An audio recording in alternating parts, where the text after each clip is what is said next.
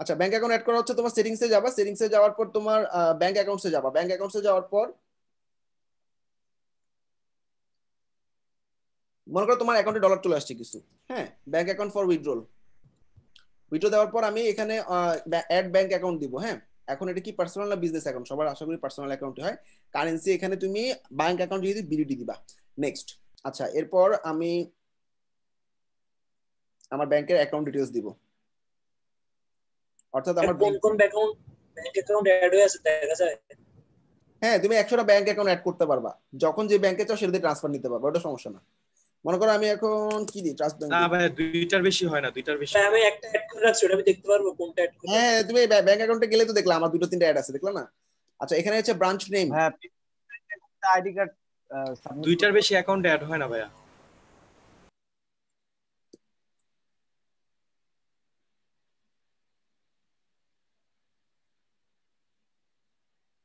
আচ্ছা ভাইয়া, যার ব্যাংকে অ্যাকাউন্ট নাই কিন্তু কোন একটা ব্যাংকে প্রিপেইড কার্ড নেওয়া আছে, সে কি কার্ড অ্যাড করতে পারবে? হ্যাঁ, প্রিপেড কার্ড না, ব্যাংক অ্যাকাউন্ট অ্যাড করতে হবে। এই যে আমার অলরেডি দুটো আছে, আমি আরেকটা করতেছি। ঠিক আছে, এন্টার ব্যাংক ডিটেইলস। সবার প্রথমে হচ্ছে তোমার ব্যাংকের যে ব্রাঞ্চে খুলছো, মনে করো ধানমন্ডি ব্রাঞ্চ, সে ধানমন্ডি ব্রাঞ্চের নাম লিখবা। ঠিক আছে, এরপর অ্যাকাউন্ট হোল্ডার নেম, অবশ্যই তোমার ন্যাশনাল আইডি কার্ডের সাথে যাতে এই নামটা মিল থাকে। ন্যাশনাল আইডি কার্ডের সাথে নাম না মিললে ব্যাংকে ঝামেলা করবে। আচ্ছা, ব্যাংকের একটা অ্যাকাউন্ট নাম্বার থাকে না, কিছু একটা এরকম। ওকে,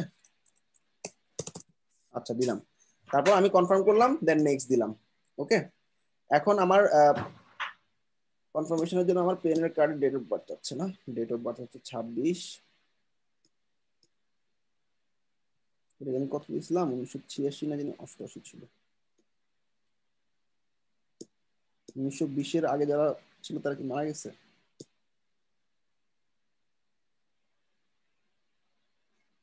না, 88 ছিল। আচ্ছা, পেনের পাসওয়ার্ড দিলাম। ওকে, এরপরে আমি অ্যাড ব্যাংক অ্যাকাউন্ট, শেষ। ব্যাংক অ্যাকাউন্ট অ্যাড করে রাখবা।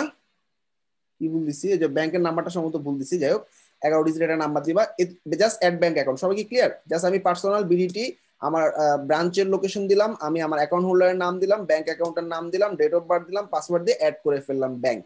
এখন তুমি যতবার তোমার এখানে ডলার জমবে তুমি উইথড্র টু ব্যাংক দিবা। মনে করো আমার অ্যাকাউন্টে কত আছে দেখি তো, সম্ভবত $25 আছে। আমি এখন মনে করো এই অ্যামাউন্টটা $20 আছে, আমি উইথড্র দিব আমার ব্যাংকে। হ্যাঁ, এখানে গিয়ে ব্যাংক অ্যাকাউন্ট, সরি এখানে না, হোমে যাবা, হোমে যাওয়ার পর ডলার ঢোকার পর, অর্থাৎ পেনের ফাইবার থেকে তুমি যখন পেনের ফাইবারে কি করছো, খালি ক্লিক করছো ফাইবার রেভিনিউ কার্ড, ফার্স্টের বার তো লিঙ্ক হয়ে গেছে, এরপর এবার জাস্ট তুমি ওই আর্নিং এ গিয়ে ফাইবার রেভিনিউ কার্ডে ক্লিক করবা, চলে আসবে তোমার পেওনিয়ারে। এখন এই পেওনিয়ার অ্যাকাউন্ট একটা মধ্যবর্তী জায়গা, যেখান থেকে তুমি ব্যাংকের মাধ্যমে নিতে পারো বা কারো পেওনিয়ার অ্যাকাউন্ট থাকলে তাদেরকে ট্রান্সফার করে দিতে পারো।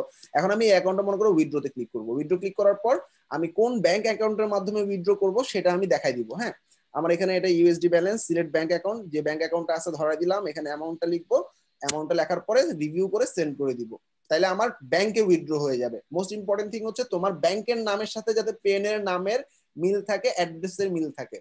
এছাড়াও আরেকটা প্রসেস আছে, আমি কিভাবে আসলে আরেকজনের পেনের পাঠাই দিব। মনে করো আমি একজন মিনহাজ নামে একজন আছে, তাকে আমি পেনের অ্যাকাউন্টে ডলার ট্রান্সফার করব, পেয়ে গিয়ে মেক এ পেমেন্ট দিয়ে টু এ রিসিপিয়েন্ট অফ পেনের অ্যাকাউন্ট। ভাই কত ডলার নেওয়া যায় সর্বনিম্ন? 50। এখন মনে করো আমি ওর অ্যাকাউন্টে ডলারটা ট্রান্সফার করব।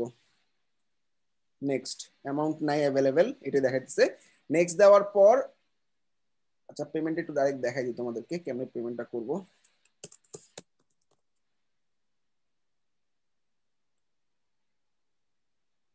আচ্ছা ভাই, যখন অ্যাকাউন্ট খুলছিলাম পিওনিয়ার তখন বিকাশ বা রকেট অ্যাড করছে স্যার। একটু দেখো, আমি শুনতেছি, দাঁড়াও। We don't want to.